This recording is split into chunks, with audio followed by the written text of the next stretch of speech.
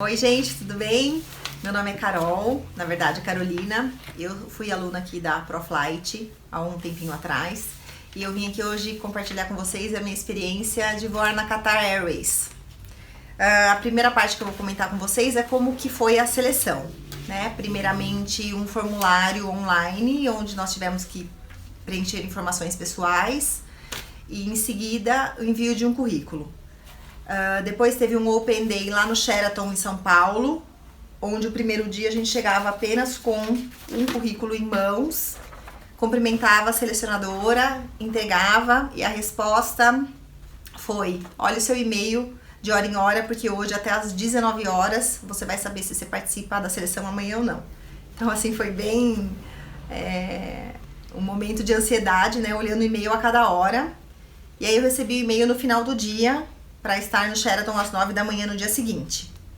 Chegando lá, novamente com o currículo na mão, entregamos para as selecionadoras e fomos para um auditório, uma sala de convenções lá do hotel, e a primeira parte da seleção foi uma prova de inglês. Todos fizeram uma prova de inglês e assim que terminamos, a selecionadora já falou o número de quem ficaria na sala. Então ela dizia assim: 2, 3, 11, 19, 25. E os números que ela não falava tinham que levantar e ir embora. Então a seleção inteira por etapa e cada etapa é eliminatória, né? Na segunda parte, quem ficou teve um preenchimento de documentos e um questionário de perguntas pessoais, e a principal pergunta era se você é fumante ou não. E a Qatar não aceita fumantes. Então, de duas uma: se você é fumante, você escreve que você não é e até o dia que você for para Qatar você para de fumar, ou então você opte por parar agora e seja não fumante, porque se você for fumante e você quiser ser sincero na sua resposta, você tá fora, né? Tolerância zero para cigarro na Qatar. Depois da entrega desse formulário, novamente, número tal, fica, o restante levanta e sai. Aí nós tivemos a primeira dinâmica de grupo, onde ela fez uma pergunta, onde era como se fosse um bate-bola. Todo mundo num grande círculo, ela fazia uma pergunta, você respondia e fazia a pergunta para uma outra pessoa. Então ela queria ver a velocidade com que você conseguia entender a pergunta, afinal o processo é tudo em inglês, e como você queria responder.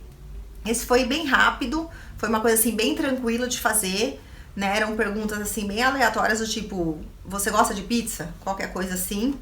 E ainda assim também foi eliminatória. Então depois de um tempo, novamente ela falou os números e as pessoas saíram. Aí nós viemos para a primeira entrevista individual, que foram 2. Então todo mundo ficou no auditório e elas iam chamando uma a uma na sala de entrevista, as 2 selecionadoras, cada uma em uma mesa. Elas chamavam de 2 em 2 pessoas, então cada pessoa passava por uma, né? Eu passei com a selecionadora da Malásia e tinha a indiana também. Então ela fez algumas perguntas pessoais, o que eu gostava de fazer, né, o que eu fazia no meu tempo livre. Não perguntou nada de aviação. Perguntou onde que eu tinha aprendido inglês, né, sabendo que o inglês não é a nossa língua mãe. E voltamos para o auditório, mais uma vez ficou um pedaço do pessoal e o restante foi embora. Aí nós tivemos a parte da seleção que eu digo que foi o divisor de águas. Ela colocou todo mundo sentado e deu um pacote com vários papeizinhos assim, um pacotinho com vários papéis. Então a dinâmica era a seguinte: você pega o papel, abre e você tem 60 segundos para pensar sobre o assunto ou palavra que está no papel, e após 60 segundos você ia lá na frente e falava: então, gente, eu peguei o papel tal. E você falava sobre isso por 1 minuto. Quando eu peguei o meu papel, que é esse aqui, ó, que é o Go Green, fiquei desesperada, porque eu falei: o que isso significa, meu Deus? O que eu vou falar? Eu não sei. E eu fiquei 1 minuto tentando descobrir o que isso significava. Quando chegou a minha vez de ir lá na frente, eu olhei para as 2, já me desculpei, né? Falei: olha, com licença, vocês me desculpem, mas eu não sei o significado dessa palavra, então eu vou me retirar. Não, isso aqui significa Assim, você pensa verde, pensar sustentável, meio ambiente e tal. Aí eu falei, é? Aí elas assim, pode falar. E eu tive que improvisar por 1 minuto esse assunto, né? E fui falando, o que me vinha à mente, eu fui falando. E aí eu sentei e fiquei lá esperando ouvir número 11. Falei, ela vai falar número 11, vou ter que ir embora, né? E ela não falou, então eu fiquei. Eu falei, foi o divisor de águas e tá guardado comigo até hoje o Go Green, de lembrança, né? Ok. Depois disso, nós tivemos uma dinâmica de grupo, que foi a última fase de eliminação antes da entrevista final. Ficaram apenas 12 pessoas na sala. Tinham mais de 120 no começo, né? E eu tive, assim, muita sorte, porque as 6 pessoas do meu grupo, nós estávamos muito alinhados. Ninguém bateu boca com ninguém quis discutir. Não, mas eu que tô certo, não, você que tá certo. Foi muito tranquilo. E elas pediram pra a gente abrir um negócio no Brasil, escolher que negócio seria e o porquê do lugar e o porquê daquele específico negócio, né? E nosso grupo falou assim, gente, que tal a gente abrir um restaurante? Restaurante, legal, né? Pensando em estrangeiro e tal. Que tal no Rio de Janeiro? Rio, ótimo. E aí, que tipo de comida vai ser? Comida brasileira. Então, em poucos minutos, o meu grupo decidiu aonde, o que e como e a posição de cada um. Eu pedi pra ser a hostess, né? Eu falei, gente, eu gostaria, né, de ser a hostess, né? Levar o pessoal pras mesas e tal. E o menino do meu lado falou, eu acho que eu quero ser o garçom. Aí o outro, eu entendo um pouco de cozinha, eu vou ser o chefe, né? Então o nosso grupo tava muito coerente, assim, nas perguntas, nas respostas, muito alinhado. E depois que o tempo terminou, nós nos alinhamos, assim, um ao lado do outro.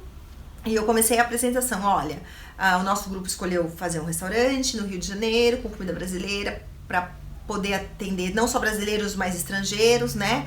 E eu vou ser a hostess e o nosso menu vai ser assim. E logo o meu colega do lado já emendou no que eu tinha começado a falar, falando do menu, falando das bebidas que ia ter. E logo em seguida o do lado, que ia ser o chefe, falou sobre o cardápio. E foi assim, foi liso, sabe? Foi muito gostoso.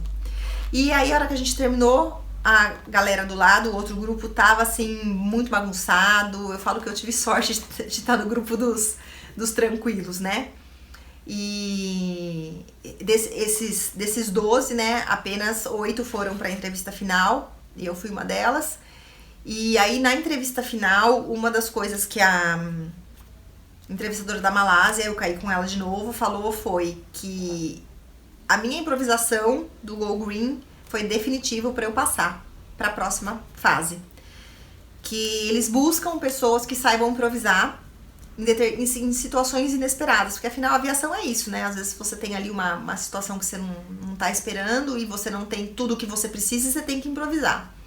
Então ela falou isso pra mim, que isso foi um fator determinante, né? E essa foi a última fase. E me disse que em breve eu receberia notícias, mas eu percebi que ela tava bem feliz, assim, ela sorria bastante, né, pra mim, tal. E um detalhe, foi na primeira entrevista, que eu também já tinha passado com ela, na primeira pré-entrevista, que você tem que esticar o braço pra ver se você alcança aqueles 2,12 metros, né, que eles esperam que você alcance pra você conseguir fechar o BIM na aeronave, né, que ali também é eliminatório no caso. E a entrevista foi isso, depois de aproximadamente 30 dias eu recebi um e-mail com uma relação de exames e de fotografias que eu precisava mandar para eles, né? Essa relação dos exames, tem aula aqui em inglês e em português, era exame de raio-x de tórax, hepatites, audiograma, entrevista médica, atestado de tipo sanguíneo e sífilis. Basicamente, e tem as clínicas credenciadas em São Paulo que você consegue fazer os exames lá. Depois dos exames aprovados, eles me mandaram um outro e-mail pedindo fotos, assim.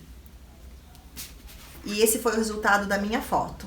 Fundo azul, com braços e pernas de fora. Depois, meio corpo.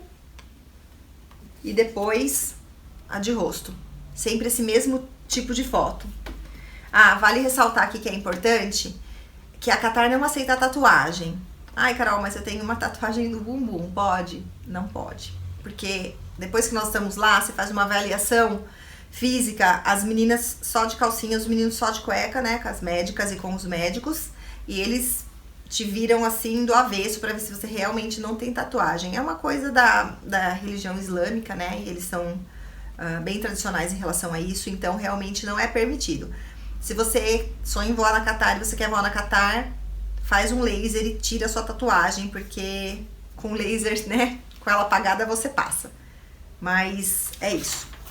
Bom, recebi com um mês de antecedência a data certa que eu ia, né, recebi no final de julho pra ir pra agosto, pra ir em agosto pra lá. E aí vem tudo, vem passagem, vem aonde vai ficar, a acomodação que você vai ter, o que você deve levar, absolutamente tudo. É uma série de... É extremamente bem explicado o que eles querem que você tenha quando você vai. E uma coisa que eu não quis foi utilizar o cargo que eles dão, né? Que são caixas que você pode levar no cargo além da sua mala, com coisas pessoais.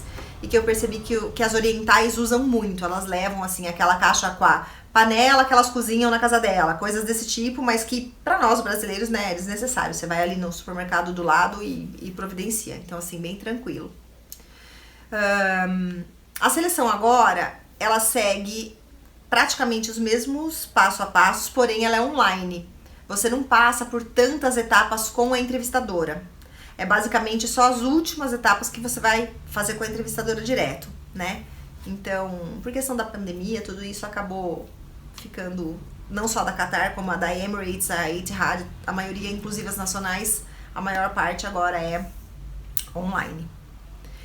Bom, sobreviver numa cidade diferente foi a experiência mais doida que eu vivi até hoje, no sentido negativo e positivo também.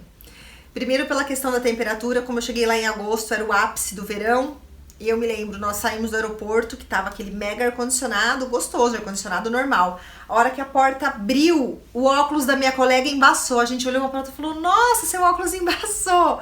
Porque estava 38 graus, 11 horas da noite. Então, assim, foi bem chocante, né? Nós chegamos no ápice do verão, onde meio-dia fazia 50, 52 graus. Só que ninguém fica na rua, né? Então, você entra de um ar-condicionado do táxi pro ar-condicionado do escritório lá da Tower, onde você tá fazendo treinamento, e depois o ar-condicionado dentro do avião. Mas entre um e o outro realmente de derreter. Então, essa, assim, foi o primeiro impacto, né?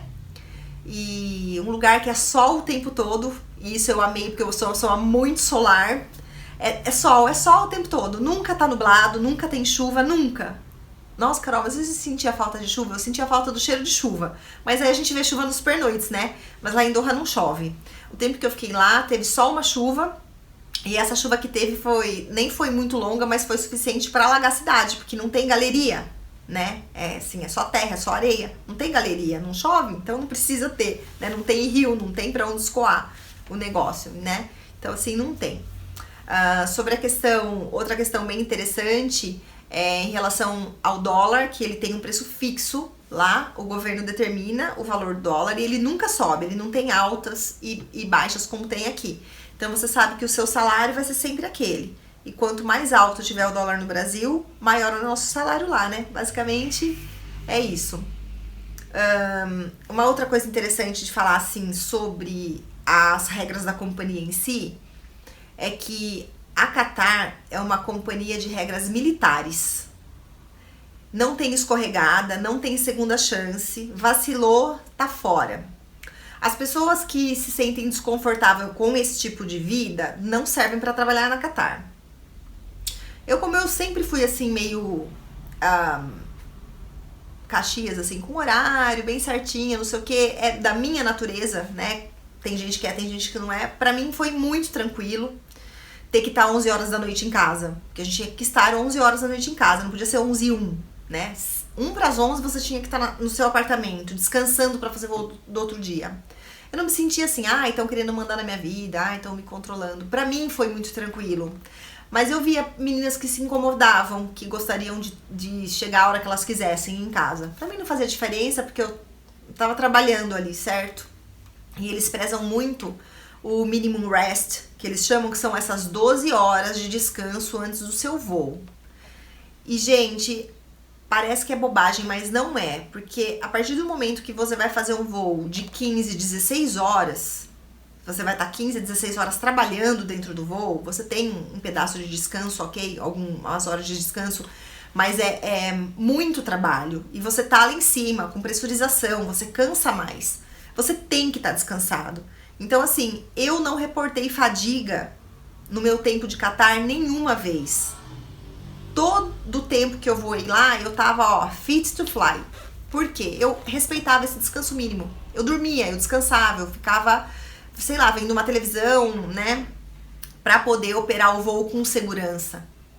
E isso faz com que a gente tenha reconhecimentos da chefia, porque a Qatar tem uma coisa, eles exigem muito, mas eles sabem quando você faz. E aqui eu posso mostrar pra vocês, isso aqui é uma das cartas de apreciação que eu recebi da chefia da Qatar, com bastante orgulho, essa eu guardo com muito carinho, que foi de um passageiro que teve o trabalho, né, de fazer um voo até Melbourne, longo de Doha até Melbourne, e ainda teve o trabalho de abrir o e-mail e mandar o e-mail para Qatar com o meu nome, falando sobre a minha performance no voo. Então, a Qatar cobra muito, mas ela também sabe reconhecer quando um comissário faz por merecer, né? Agora, sobre as principais dicas para voar na Qatar. A primeira que eu tenho é: não tenham medo do inglês, porque as selecionadoras têm noção de que a nossa língua mãe é a português e não o inglês.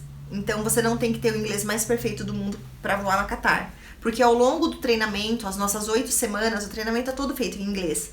Então, e você tá convivendo com pessoas de outros países que só sabem falar inglês, né? Tunísia, Tailândia, que era a menina que morava comigo, muitas meninas das Filipinas, China, Rússia, né? Então todo mundo fala inglês. Então o inglês ele vai vindo, ele vai entrando. Então não se preocupem com isso, é lógico que não deixa de estudar inglês, mas não é assim, ai Carol, meu inglês não é o mais fluente do mundo, eu não vou passar. Não, você vai passar. Se você souber se comunicar um pouco, se entender, porque elas têm essa noção. E o que elas buscam é a gente com paixão. Você tem que demonstrar que você, assim, que você vai fazer de tudo pra estar lá. Elas querem isso. A seleção da Qatar, ela não é só sobre a mais linda, a mais elegante, a mais perfeita, a mais boneca. Não é. Elas contratam pessoas de verdade e elas querem ver pessoas que estão assim com sede de voar. É isso. Você tem que deixar isso claro na sua entrevista, o seu olho tem que brilhar, você tem que falar assim, você tem que praticamente chegar na mão dela e falar assim: por favor, me dá esse emprego, porque é tudo que eu quero na minha vida, né? Então é esse tipo de coisa que a seleção da Qatar espera de você.